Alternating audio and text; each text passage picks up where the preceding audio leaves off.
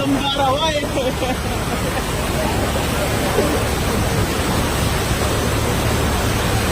बहुत तो बहुत तेज हो गया, लेवल बढ़ने लग रहा पानी का नहीं।